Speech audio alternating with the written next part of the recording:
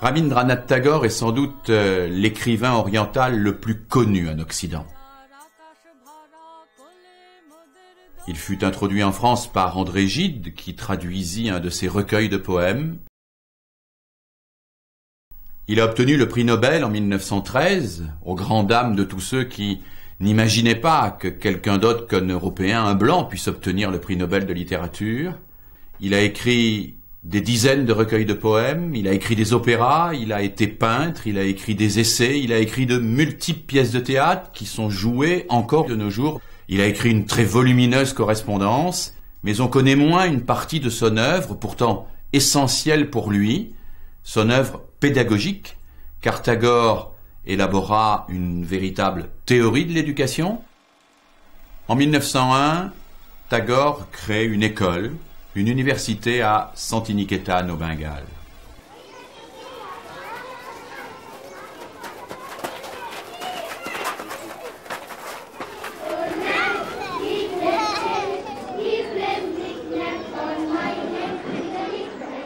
Je suis allée à Pattabhavan, l'école de Tagore, à l'âge de 6 ans, et où j'ai fait toutes mes études. L'école est totalement ouverte dans la nature. Et les classes, ça se passe dehors. Tagore soulignait dans ses propos sur l'éducation toujours ce lien profond qui existe entre la nature et la nature de l'enfant. Comment valoriser ce contact tout le temps.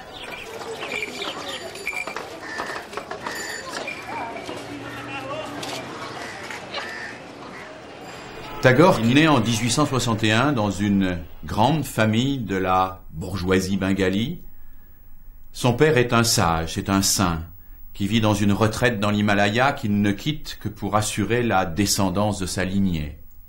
Tagore sera élevé par des précepteurs, des domestiques. Il vivra cet enseignement à l'anglaise comme une sorte, dit-il, de moulin qui l'écrasait complètement.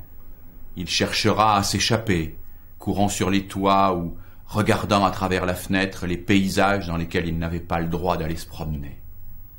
Il ne trouvera véritablement la paix qu'en allant rejoindre son père dans sa retraite de l'Himalaya, là où il peut contempler la nature, méditer, se pencher sur lui-même et retrouver en lui-même toutes ses forces.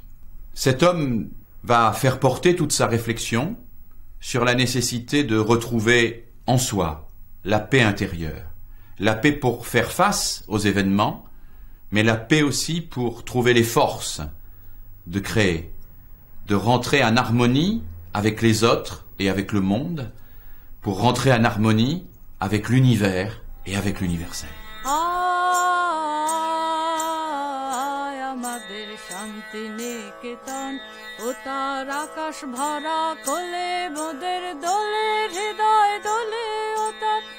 C'était l'idée de Tagore qu'un enfant est tout entier. Il doit avoir la plénitude par l'éducation. Et tous les jours, à l'école de Tagore, il y a la danse, la musique, les travaux manuels comme le modelage, la peinture, le dessin. Et surtout, il y a beaucoup de sport. C'est obligatoire tous les jours. Ça fait que l'enfant est épanoui dans tous les côtés. Un jour viendra, dit-il, où l'homme, cet insoumis, retracera sa marche de conquête de lui-même, malgré toutes les barrières, et il retrouvera enfin son héritage humain égaré. On faisait partie d'une communauté, ça veut dire la communauté autour de nous, les Santals, les tribus, les Bagdi. À part ça, il y a beaucoup d'enseignants qui venaient d'autres pays de l'Europe, aussi bien de l'Asie. Ça fait une espèce de richesse. C'est une école qui accepte toutes les castes, toutes les races, toutes les religions. Il faut passer, dit Tagore, d'une culture à l'autre. Il faut apprendre tout ce que les cultures nous apprennent pour atteindre ces points nodaux à travers lesquels l'homme peut se reconnaître, peut retrouver ses préoccupations et ses angoisses fondamentales, peut accéder à cette méditation qui lui permet de retrouver véritablement sa paix.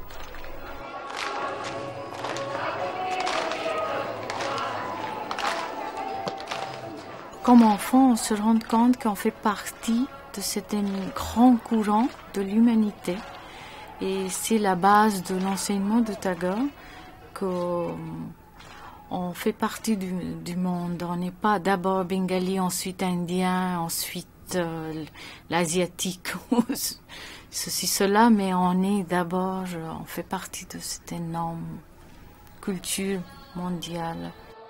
Tagore est convaincu que l'art est, dit-il, la voie royale pour la découverte de soi et le développement de la personne, pour nous relier à l'univers dans son ensemble, pour sentir vibrer l'univers à travers ce que l'on est capable d'en dire.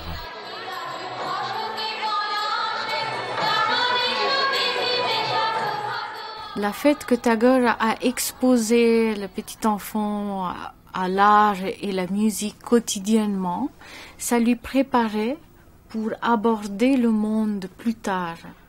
Ce que j'ai reçu à l'école de Tagore, comme s'il m'a donné des graines et c'est à moi de maintenant le planter ailleurs, aller expérimenter, vivre ailleurs. Il est certainement très difficile de transposer la pédagogie de Tagore en Occident, mais il y a chez Tagore une idée fondamentale, une idée fondatrice que je crois nous devons prendre en compte ici, en particulier pour ces enfants qui sont un peu inquiets, pour tous ceux qui sont, comme Tagore lui-même jeune, aux prises avec des angoisses intérieures, aux prises avec une espèce de chaos mental. C'est l'idée qu'au fond, c'est en retrouvant les questions fondamentales de l'humain, les questions qui touchent l'amour, la mort, les questions qui touchent le rapport aux autres, la peur, l'inquiétude, pourquoi l'autre me fait à la fois peur et j'ai besoin de lui pour autant, les questions qui véritablement sont le soubassement culturel universel, c'est en retrouvant ces questions-là que l'on va réussir à se donner à soi-même peut-être un peu plus de paix et pouvoir ainsi entrer pacifié dans des apprentissages que l'on dit scolaires. Mais attends, les transformations, elles se sont faites... N'importe quoi! Si je t'aurais dit à l'époque qu'il y a des oiseaux qui sont apparus, tu m'aurais dit mais n'importe quoi, on peut pas voler avec des ailes, aucun animal peut voler. Et ces enfants-là refusent tout apprentissage. À partir du moment où la réponse n'est pas donnée tout de suite, ou pour la trouver, il faut faire des liens, il faut mettre les éléments en relation, etc. À ce moment-là, il disjonctait, c'est-à-dire que soit il cassait le matériel, soit ça finissait en bagarre. Ce moment de vide faisait remonter toutes leurs angoisses profondes. Ça n'existe plus. Et pourquoi ça y est? Parce qu'ils ont continué, ça c'est la lignée des oiseaux. Donc après les oiseaux... J'ai élaboré tout un programme sur les origines. Donc je suis partie du Big Bang, du chaos. Donc c'est des mots très évocateurs pour eux, parce que le chaos, ça leur parle. C'est un peu le chaos dans leur vie, dans leur tête. Et petit à petit, l'univers qui s'organise. Donc on s'est appuyé sur un arbre de l'évolution qu'on a construit ensemble pour en arriver à l'apparition de l'homme.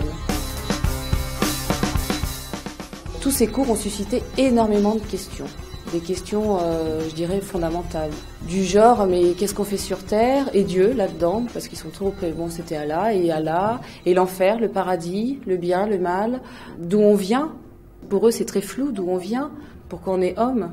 Donc je me suis servie de tous ces cours, mais toujours pour les ramener à leur histoire personnelle, au pourquoi de leur présence en classe ouverte. On a souvent parlé des mythes grecs, mythologiques, tout ce qui se passe sur le bien, le mal.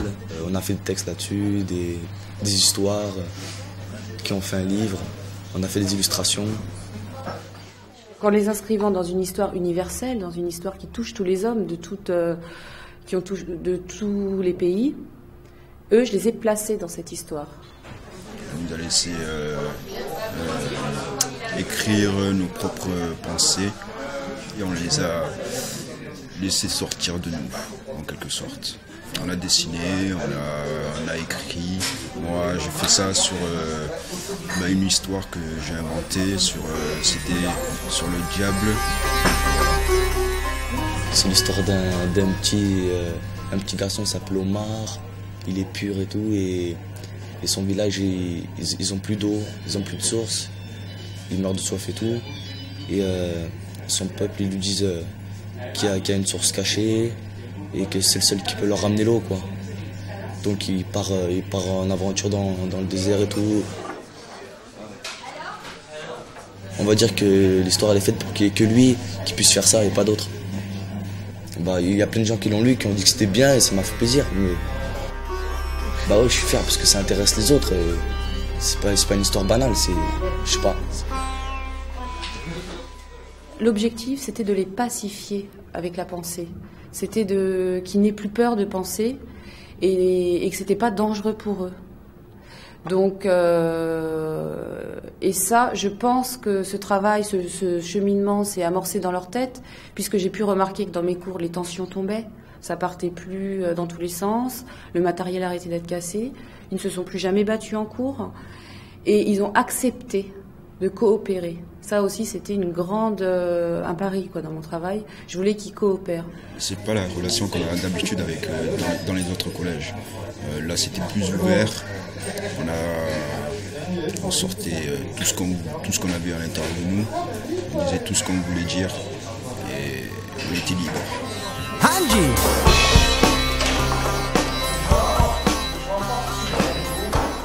Avant, j'étais plutôt stressé à l'intérieur de moi, j'étais plutôt agité, on va dire.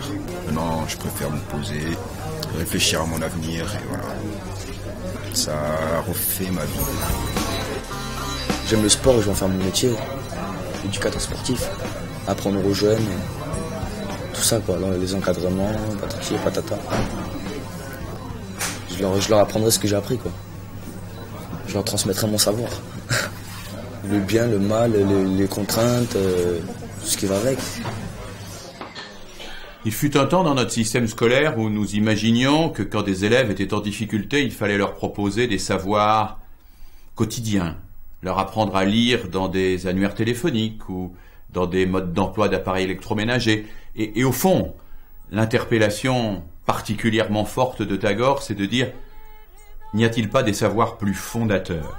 N'y a-t-il pas des savoirs plus fondateurs, aussi bien finalement pour les paysans du Bengale que pour les adolescents de banlieue, des savoirs fondateurs qui sont la condition même d'accès à tous les autres savoirs. Lettre 08.